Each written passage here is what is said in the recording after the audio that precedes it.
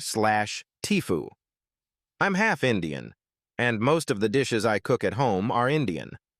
For anybody unfamiliar with Indian cooking, many dishes are made with a base containing oil, garlic, ginger, onions, and tomatoes.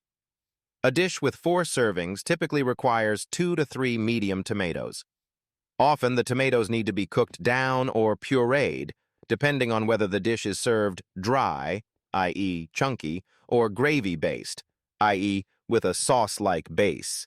But the magic bullet blender I have doesn't produce the smoothest tomato puree, and I typically prefer gravy-like curries instead of chunkier ones. Since fresh produce is expensive, I was using canned diced tomatoes until around a year ago when I decided to try tomato paste, since it is already smooth in texture and just requires a little bit of water to make it more liquidy. I reasoned that since tomato paste cans are 6 and a can of diced tomatoes is 15 kg and contains 3 to 4 tomatoes, the paste cans were smaller because they contained the same amount of tomatoes, but far more condensed. Immediately, I noticed that my curries tasted overwhelmingly of tomato. I love tomatoes, but this was overpowering. I never remembered the tomato flavor being this strong in my cooking, but figured that something in the making of tomato paste made the tomatoes more ripe or sweet, and that's what I was tasting.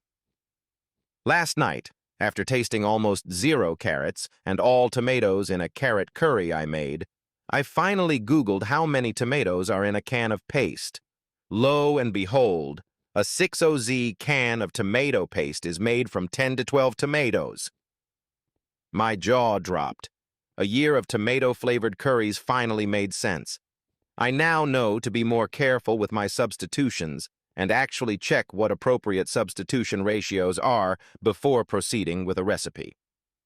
TLDR assumed that canned diced tomatoes and tomato paste contain the same total amount of tomatoes.